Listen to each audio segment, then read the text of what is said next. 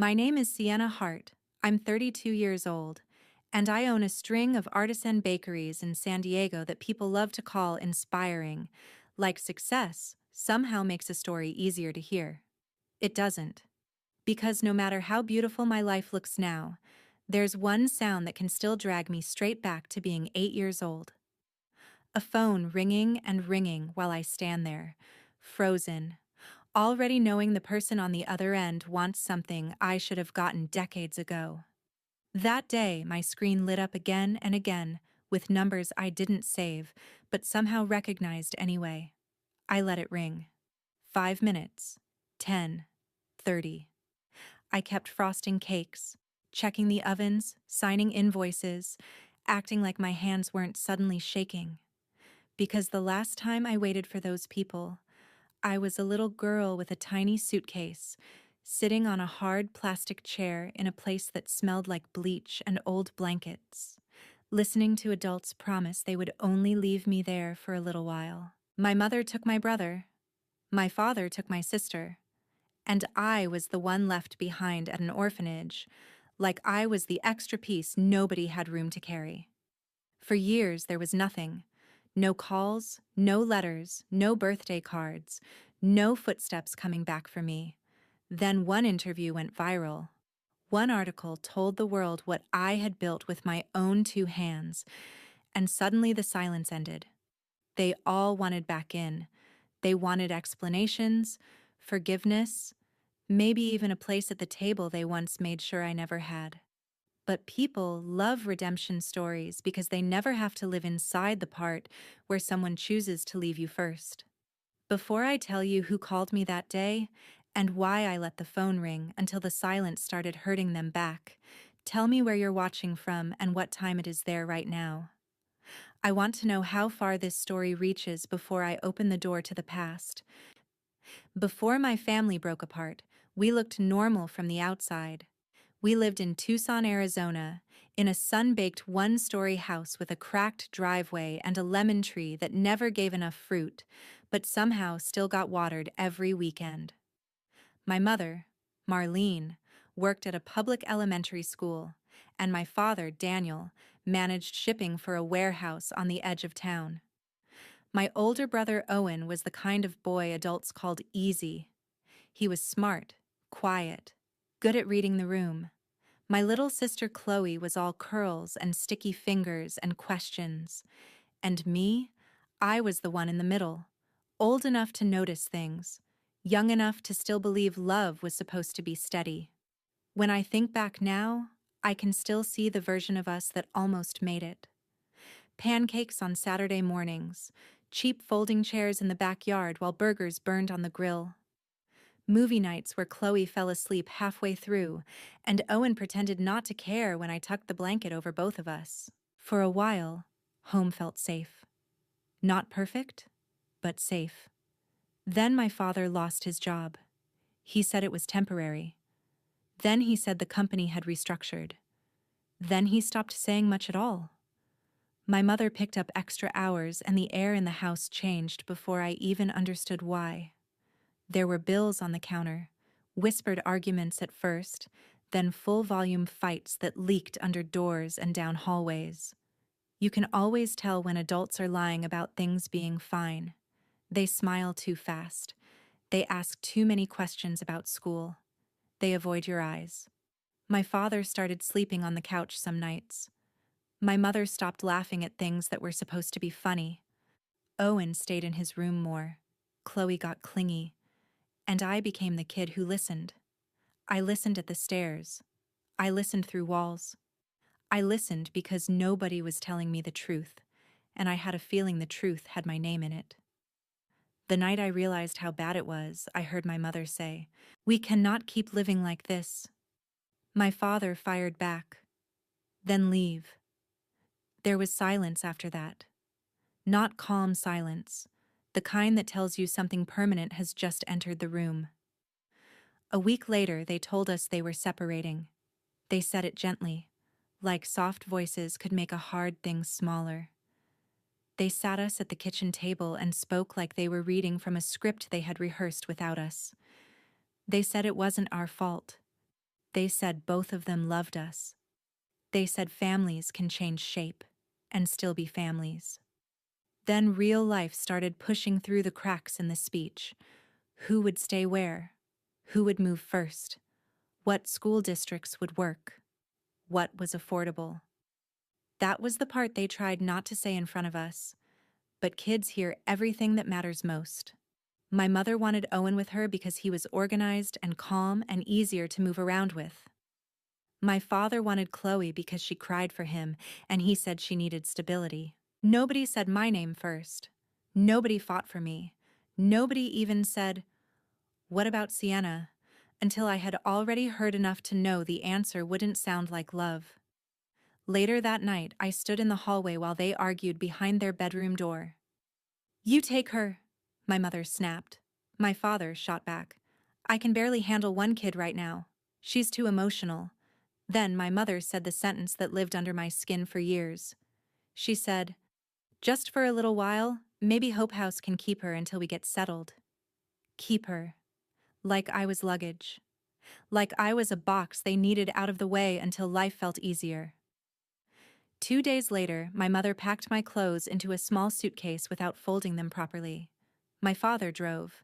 Nobody called it abandonment. They called it temporary. They called it a few weeks. They called it the best thing for everyone. Hope House sat behind a chain-link fence with a faded sign and a front office that smelled like coffee, paper, and disinfectant. A woman at the desk smiled at me in that careful way adults do when they know something terrible is happening, and they want credit for being gentle about it.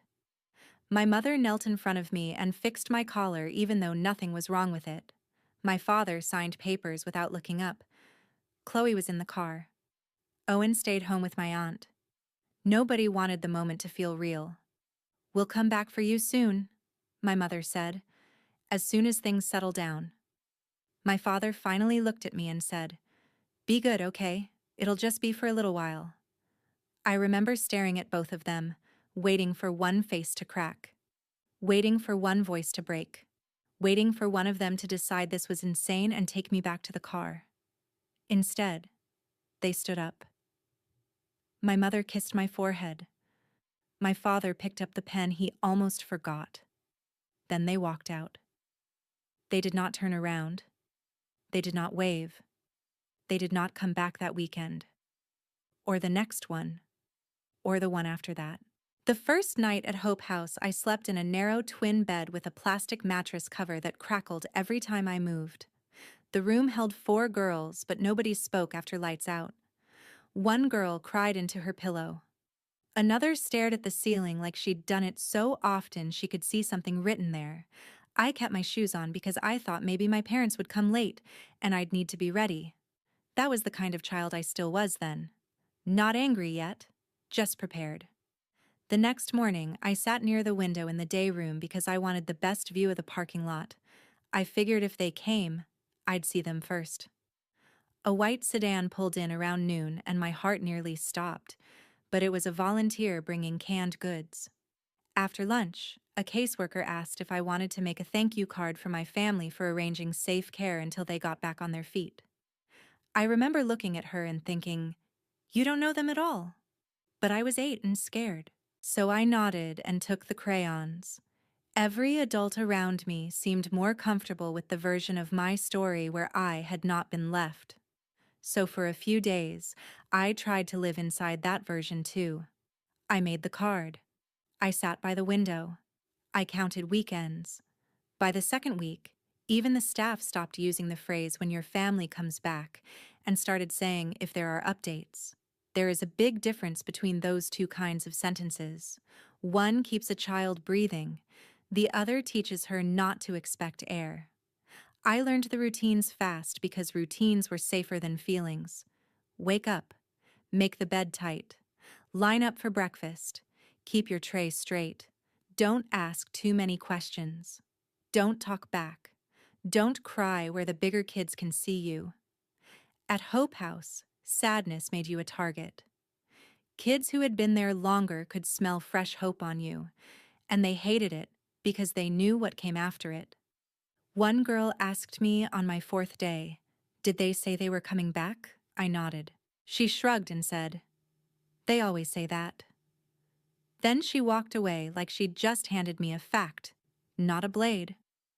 I stopped waiting by the window after that, but I still listened for footsteps. I still watched the front door every time it opened. I still believed certain sounds meant rescue. My caseworker, Ms. Bell, wore soft sweaters and spoke in a voice that always sounded like she was trying not to wake a sleeping baby. She asked me about my favorite foods, my school, my birthday, my siblings. She never asked the real question, the one sitting between us every time I saw her. Why didn't they take you? She called my parents. She left messages. She mailed forms. She told me they were working through a lot. I heard later that both of them had moved quickly, my mother into a rental across town with Owen, my father into a friend's place with Chloe until he found work again. In other words, they had managed to figure out life with the two children they wanted to keep. It was only me who had become too complicated. That truth arrived in pieces. First there were no calls, then there were no visits, then there was paperwork. Adults never say, "Your parents are choosing to disappear." They say things like delayed response and no current placement plan and temporary care extension, but it all means the same thing. One afternoon, I heard Ms. Bell talking outside her office. She didn't know I was around the corner. She said, "We may need to transfer her into long-term foster placement if the family remains non-responsive." Non-responsive. That word changed me. It sounded so clean, so professional, so much nicer than abandoned. Around the same time, I learned my mother had told relatives I was staying with family friends while things got sorted out. My father told people I was in a special school program. Everybody got a lie that made them comfortable. I got a bunk bed and a locker with a broken hinge. The part that hurt most was not hunger or rules or even fear. It was invisibility. My brother and sister still existed in their new homes. They had rooms, routines, bedtimes, school mornings. They were still inside the story of the family, even if it had split in half. I was the part everyone edited out. A child can survive a lot. What she cannot survive unchanged is the knowledge that when the adults in her life started making cuts, she was the easiest one to remove. At night, after lights out, I used to press my fist against my mouth to keep the sound in. I didn't want the other girls to hear me crying. I didn't want to sound like someone still waiting. But deep down, I was still waiting.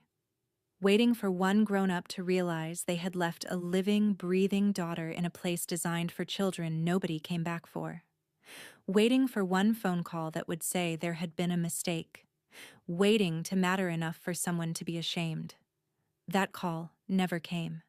The week my 9th birthday passed with no card and no cake, and no voice from home. Something inside me went quiet. I stopped asking the staff whether there had been any updates. I stopped checking the parking lot.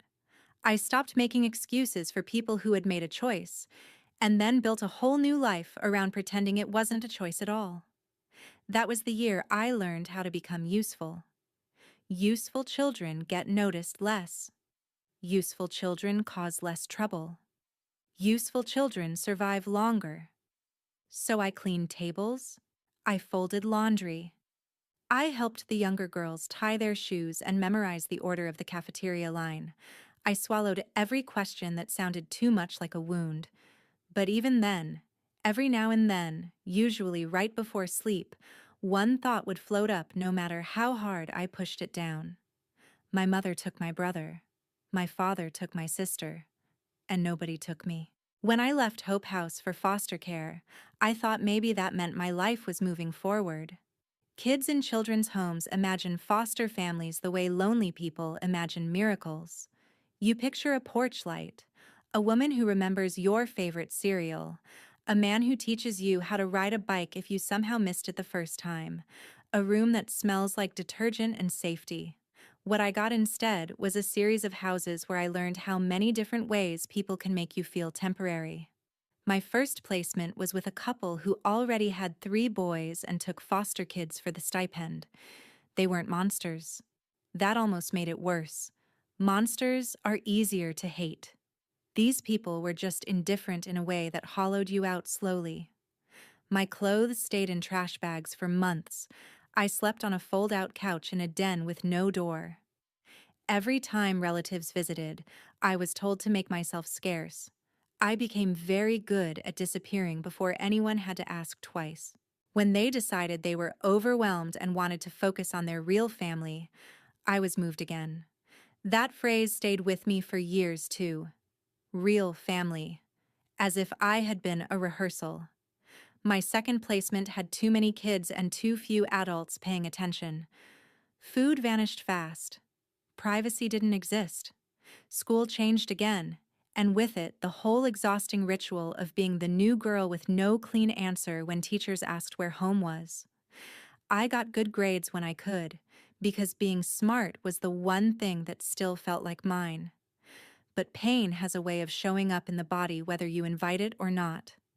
I clenched my jaw so hard in my sleep I started waking with headaches. I jumped when doors slammed. I said sorry all the time, even when nobody was talking to me. Then came the foster mother who specialized in polished cruelty. In public, she baked casseroles for church drives and called every child sweetheart. In private, she knew exactly where to press. You should smile more. People don't like girls with that look on their face. Maybe if you were easier to love, somebody would have kept you. She never hit me. She didn't have to. She went after the part of me that still hoped I had been worth staying for. By then I had learned an ugly truth. Once a child has already been abandoned, the world assumes she can absorb a little more damage. Adults read survival as strength. They see a girl who is quiet and functioning and think she's fine, when really she has just gotten excellent at bleeding internally. The thing that saved me did not look heroic at first. It started in a kitchen. One of the houses sent me to help at a church meal program on Saturdays because I was considered responsible, and because free labor always gets renamed character building when you're a foster kid. An older man there ran the baking station. His name was Ramon Ellis, though everyone called him chef even when he wasn't in a restaurant. He had silver at his temples, flour on his shirt half the time, and the kind of steady voice that made instructions feel safe. He showed me how to level flour with the back of a knife, how yeast had to wake up in warm water, not hot, how dough changed when you gave it time instead of force. The first time I pulled a tray of dinner rolls from the oven, I just stared at them. They had risen because of what I did. They had transformed because I had followed every step and stayed patient long enough for the change to happen. That may sound small to someone who grew up with ordinary comfort. To me, it felt like finding proof that care could lead somewhere. People had always been unpredictable. Rules had always changed. Love had always come with an exit. But baking responded to consistency. It rewarded attention. It asked for discipline, then gave you something warm in return. I started volunteering for every kitchen shift I could get. I learned to make biscuits, cinnamon rolls, braided loaves, simple fruit pies. Chef Ramon didn't flatter me. He corrected me when I rushed and made me start over when I got sloppy. But he also treated me like someone capable of mastery, not just someone in need. There is a huge difference between pity and respect, and I was old enough by then to know which one I was starving for. Around the same time, a guidance counselor named Mrs. Vivian Brooks noticed that whenever school asked students to write about the future, I stopped sounding like a foster kid filling out forms and started sounding like a woman building a life. She asked me once why I stayed after lunch to help cafeteria staff stack trays. I shrugged and said I liked kitchens. She said, "No, you like order. You like making things happen with your hands." That sentence hit me hard because it was the first time an adult had described me in a way that had nothing to do with damage. Mrs. Brooks helped me get into a vocational program with culinary electives. Chef Ramon helped me practice. I started waking up early to bake before school if I had access to a kitchen, and if I didn't, I wrote recipes in the margins of old notebooks and memorized measurements like prayer. Foster life did not suddenly get easy. I was still moved again after one placement ended. I still learned not to unpack too much. I still had nights where anger came up so hot I had to sit on my hands to keep from breaking something, but now there was a small, stubborn light inside me. Every time I kneaded dough, every time butter melted into flour, every time a crust turned golden at the edges, I felt less like the leftover child and more like somebody becoming. By 16, I was helping cater small church events and neighborhood gatherings. By 17, I was the person Chef Ramon trusted with the bread station without supervision. He told me once, "You have a gift, Sienna, but more than that, you have discipline. Talent makes noise. Discipline builds a life." Nobody in my biological family ever gave me words like that. Nobody told me I had something worth growing. The people who had made me did not stay long enough to see who I was. But two strangers did. An old baker with flour on his sleeves, and a counselor who noticed where my eyes lit up. They were the first people who taught me something I would spend the rest of my life proving true. Being left behind does not mean you are meant to stay there. It only means you will have to build your own road out.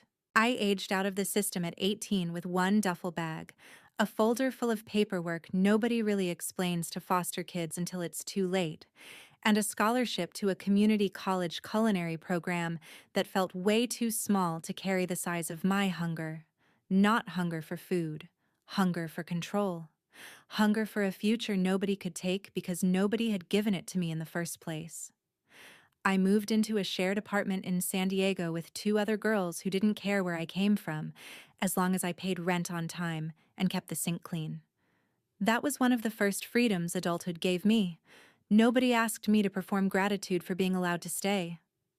I enrolled in classes during the day and worked mornings at a diner that served breakfast to men in work boots and women in scrubs who smelled like perfume and exhaustion. At night, I cleaned equipment at a small bakery in North Park until my back ached and my fingers went numb from hot water and sanitizer. I did homework at bus stops. I memorized inventory costs while waiting tables. I lived on coffee, toast, and the kind of determination that borders on anger if you get close enough to it. By then, I understood something most people don't learn until much later. Stability is expensive. Peace is expensive. Not having to beg is expensive. And when you come from nothing, every ordinary thing feels like a mountain with bills attached. I started selling my own pastries at a weekend farmer's market using recipes I had spent years refining. Honey sea salt rolls, brown butter muffins, cardamom buns that sold out before 10 in the morning when the weather was cold enough for people to want comfort. At first, I was just trying to cover gas and textbooks. Then I noticed something. People came back. They brought friends. They asked where my shop was. I didn't have one. Not yet. But for the first time, yet sounded more powerful than never. That market is where I met Tessa Monroe. She had a booth nearby selling handmade ceramic mugs and talked faster than anyone I'd ever met. Tessa had a business brain wrapped in a messy bun and a leather jacket. She looked at my pricing board one morning and said, "You're undercharging by at least 20% and smiling like it's a personality trait." I laughed because nobody had ever critiqued me that casually without trying to make me feel small. She became my first real friend in adulthood. Not a counselor, not a mentor, a friend. The kind who showed up with coffee when I had a breakdown over rent and who could look at a spreadsheet like it was gossip. A few months later, I met Adrian Cole. He came into the bakery where I worked nights because his architecture firm was doing late hours nearby, and for a full week, he ordered the same black coffee and one plain croissant like he was too tired to choose joy. On the 8th day, he asked who made the orange rosemary scones. I said I did. He took one bite and closed his eyes like he was having a spiritual experience in front of the pastry case. I should have found that ridiculous.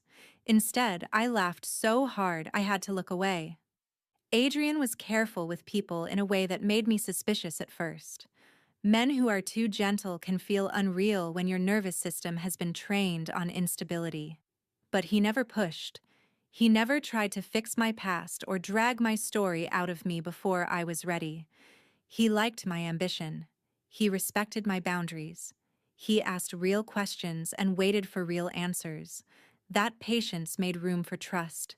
Not all at once. Not in some dramatic movie scene.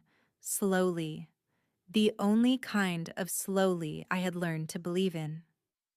I transferred from community college into a business-focused culinary extension program and started mapping a future bigger than surviving shifts. Tessa kept telling me I needed a brand, not just recipes. Adrian helped me think visually about space and flow and why people return to certain rooms. Chef Ramon, who still called me kid even when I was legally grown, reminded me not to chase aesthetics so hard I forgot substance. Somewhere in the middle of all that, the name came to me. Second Morning. Because some people get one clean beginning, and some of us have to build a second one with our own hands. I started with pop-ups, then private catering for small creative events, then a breakfast window inside a shared food hall that barely fit 2 employees and a mixer, but felt like proof of concept. I was terrified the whole time, terrified the market would cool off, terrified I'd miss payroll, terrified every success would reveal I had gotten too comfortable and forgotten that life can still take things. But fear is different when it's riding next to purpose. It still talks. It just doesn't get to steer. The morning a local blog wrote that my cardamom buns were the best baked thing to happen to San Diego brunch culture in years, I cried in the dry storage room for 5 full minutes with a bag of flour under one arm like it was a witness. It wasn't really about the blog. It was about the distance between that moment and the girl on the plastic mattress who had once believed she was too inconvenient to keep. I opened my first full store at 27. White tile, warm wood, open shelving, a long communal table because I wanted strangers to sit near each other and maybe feel less alone while eating something good. We hired 2 former foster youth in the first year because I knew exactly what it meant to age out with no network and nowhere soft to land. I was not interested in building a pretty business with a sad origin story attached like decoration. I wanted to build something that fed people, literally, emotionally, practically. Something that turned what had nearly ruined me into the opposite of ruin. Business grew. So did my confidence. So did the part of me that no longer measured worth by whether someone came back. And somewhere along the way, without making any announcement about it, I stopped searching for my family. I stopped typing names into social media. Stopped imagining accidental reunions in grocery store aisles. Stopped wondering if maybe they had suffered enough to earn their way back into the story. I had too much to do. Too much to protect. Too much life of my own. That was the strange beauty of success after abandonment. It did not erase the wound. It just stopped the wound from being the center of every room I walked into. By 32, Second Morning had grown from one narrow breakfast window into 8 locations across San Diego County, each one built around the same idea that had saved me years earlier in somebody else's kitchen. Consistency, warmth, dignity, good bread, real coffee. A room where nobody had to earn the right to stay seated. Newspapers loved my story once it became polished enough for print. Local anchors called me resilient. Lifestyle magazines called me self-made. They put me in linen blazers and photographed me beside racks of pastries like survival had been a branding exercise instead of a private war. I understood the value of press, so I smiled and did the interviews. But every time someone said orphan turned entrepreneur, I had to resist the urge to ask whether they wanted the version with the nice lighting or the one with the hunger and panic attacks and years of being treated like temporary furniture. Still, The coverage helped, so I used it. We launched a paid apprenticeship program for young adults aging out of foster care. We partnered with a housing nonprofit. We started offering free budgeting workshops once a month out of our flagship location because nobody teaches kids in the system what adulthood actually costs until the rent is due. Tessa ran operations like a field general in gold hoops. Adrian eventually designed my third and fourth stores, then kept designing the next ones because apparently mixing romance with commercial build-out is sustainable if both people know how to argue without making the room unsafe. My life was not perfect, but it was mine in a way that still moved me sometimes. I had a home with plants I kept alive on purpose. I had a partner who knew when to hold me and when to leave me alone. I had people who called not because they needed something, but because they wanted to know how my day had been. I had built a life sturdy enough that my past no longer felt like a trapdoor under every good thing. Then I agreed to do a television interview. It was a local feature at first, just a human interest segment about small business growth and community impact. But the anchor asked one unexpected question near the end. She said, "You talk a lot about creating a second chance for other young people. Where does that come from for you personally?" And maybe I was tired. Maybe I was ready. Maybe some part of me wanted the truth to exist somewhere outside my own body for once. So I told it. Not every brutal detail, but enough. I said I had been left in a children's home at 8. I said I spent my childhood moving through the foster system. I said the work I do now is built on the kind of support I wish somebody had fought to give me earlier. The clip went online that evening. Then a bigger account reposted it. Then a newspaper picked it up and wrote a longer piece with old photos, business numbers, and a headline about what I had built after being abandoned by both parents. That word finally appeared in print. Abandoned. I stared at it for a long time on my phone and felt no shame. Only clarity. 3 days later, the calls started. The first one came while I was reviewing payroll in the back office. Unknown number. I ignored it. Then another. Then another.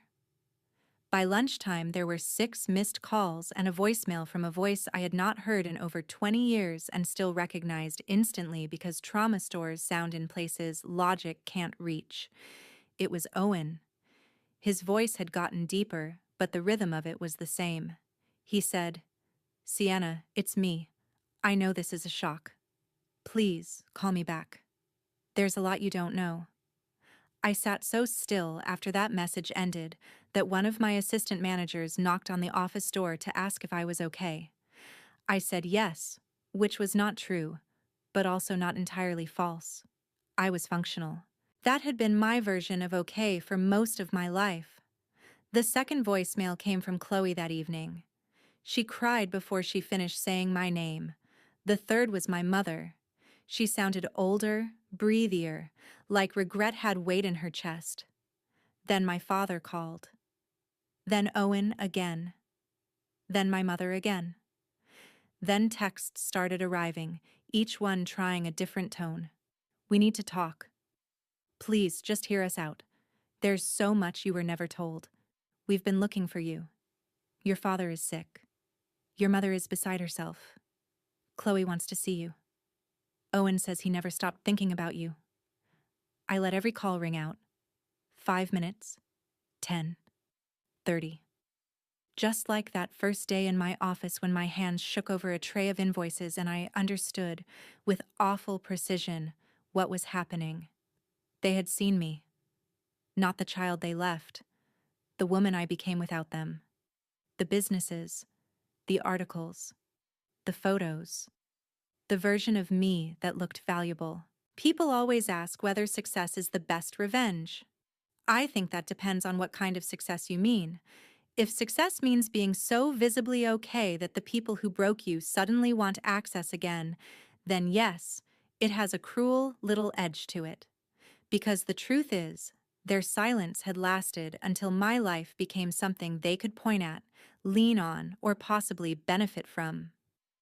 And I knew enough about human timing by then to understand that timing is often motive wearing a polite coat. I did not call them back right away. I listened to the voicemails twice, then forwarded the numbers to Tessa, who has the instincts of a private investigator trapped inside a businesswoman's body. She didn't do anything illegal. She just knew how to look at public records, social media, local news archives, and the internet footprints people leave when their lives stop holding together neatly. By the end of the week, the picture was ugly enough to make the timing of their sudden love feel even dirtier. My mother, Marlene, had remarried years after the divorce, then divorced again 18 months earlier. Her second husband left after a long stretch of financial problems she had apparently hidden from almost everyone. My father, Daniel, had developed serious health issues and was living alone in a one-bedroom rental outside Phoenix after burning through what little savings he had.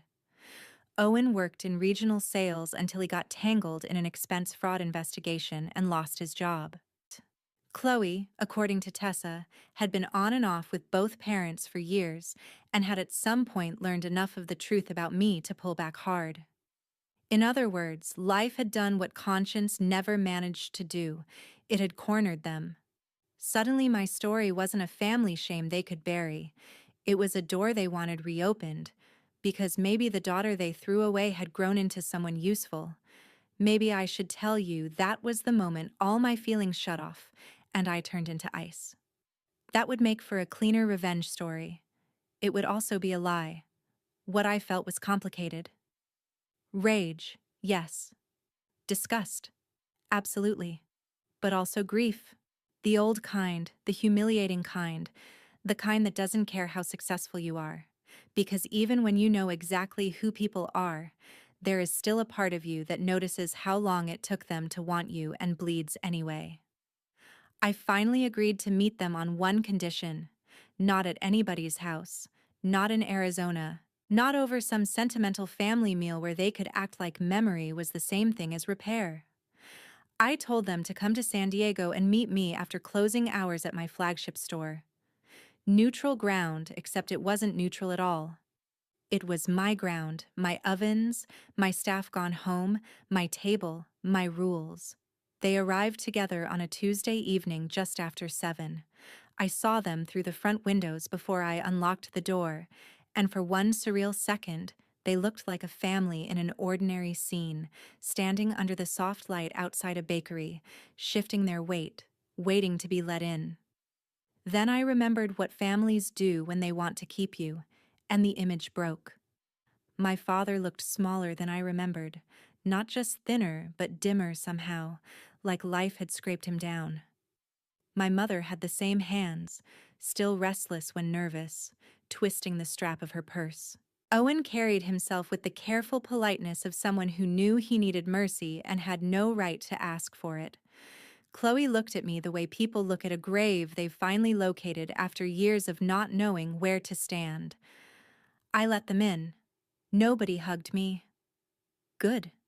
They sat at the long communal table where strangers usually shared pastries on Sunday mornings, and for a while nobody knew how to begin.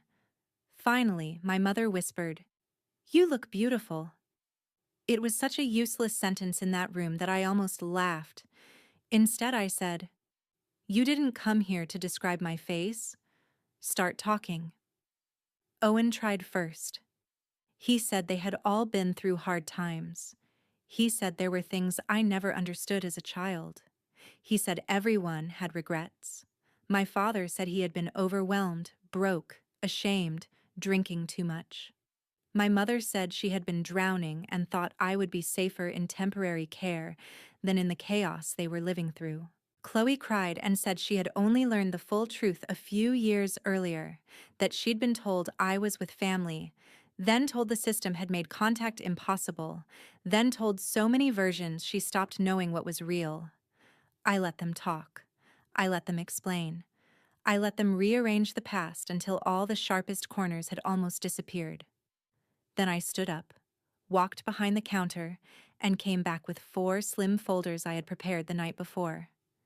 Each one held copies, dates, placement records, school transfer forms, notes from caseworkers, aged-out paperwork, a birthday intake form with no emergency contact listed. I placed one folder in front of each of them. My hands were steady. My voice was too. That surprised even me. "You all keep using words like hard and overwhelmed and complicated," I said. "So let me simplify it for you. You did not lose me. You left me." Nobody moved. I kept going. I told them about Hope House and the window I used to sit by. I told them about the foster home where my clothes stayed in trash bags, the woman who smiled in public and whispered poison in private.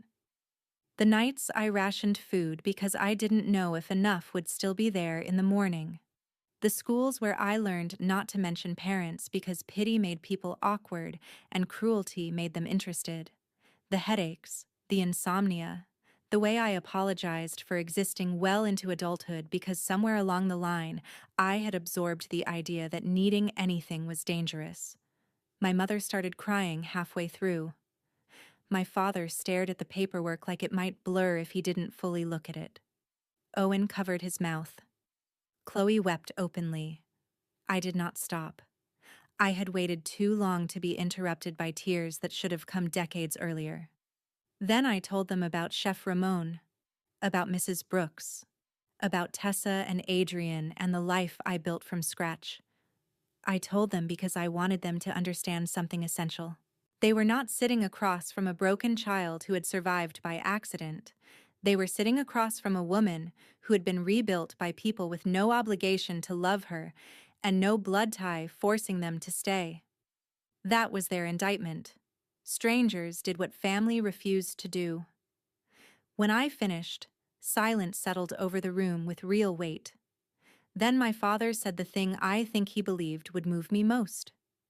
He said, "I know I don't deserve this, but I'm sick, Sienna. I don't have much time, and I wanted to make things right before it's too late." My mother reached for my hand, then stopped when I didn't move. Owen admitted he had hoped maybe I would help the family get through this stretch, that maybe with everything I had built, there was a way to support our father's care, maybe help him get somewhere better, maybe even help Owen get back on his feet after what he called one terrible mistake. That was the moment the room changed. Not because I was shocked. I wasn't. Some part of me had expected it, but hearing it out loud stripped the last layer of performance away. There it was. The need beneath the nostalgia, the urgency beneath the apology. They had not found me because love finally outran shame. They had found me because my success looked like shelter. I leaned back in my chair and looked at each of them one by one. Then I said the most honest thing I had ever said to my family. I did not build this life so the people who abandoned me could come back and use it as a landing pad. My mother flinched like I'd slapped her. Maybe, in a way, I had. Chloe started saying she wasn't asking for money, only a chance. I believed part of that. Maybe even most of it. She had been younger than Owen and more lied to than I was comfortable ignoring. So I gave her the only softness I had left to offer. I told her that maybe, over time, there could be a conversation between us. Just us. Slow. Honest. No rewriting. No pressure. She nodded through tears because even she understood that slow was more than they deserved. Then I turned back to the others. I told my mother that thinking about me every day while doing nothing was not motherhood. I told my father that a deathbed apology is still late. I told Owen that being a child once explained his silence, but being a grown man for years did not. I said I hoped they all got therapy. I hoped they told the truth from now on. I hoped they learned to live with what they had done without asking me to carry the emotional cost of making them feel forgiven enough to sleep. Then I set my boundaries plainly. I would not give them money. I would not fund medical care. I would not pose for a healing family photo. I would not let them come in and out of my life based on need.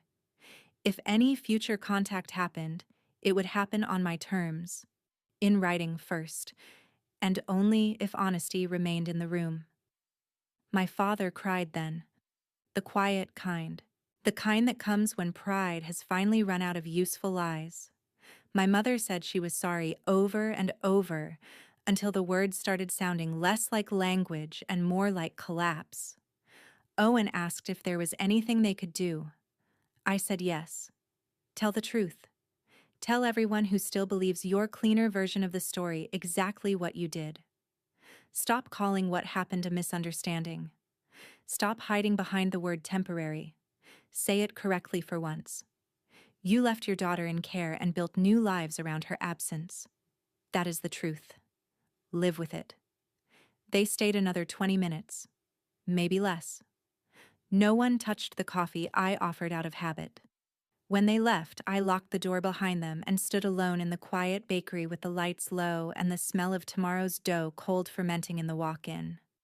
Adrian arrived 10 minutes later because Tessa had texted him when the meeting started. He didn't ask me whether it went well. Smart man. He just opened his arms, and I stepped into them. I wish I could tell you that was the end. It wasn't. Endings like that are never one clean cut. There were follow-up emails. A letter from my mother. One from Owen. A shorter one from my father after a hospital stay. Chloe and I exchanged a few careful messages over the next several months. Nothing dramatic. Nothing warm too quickly. Just truth.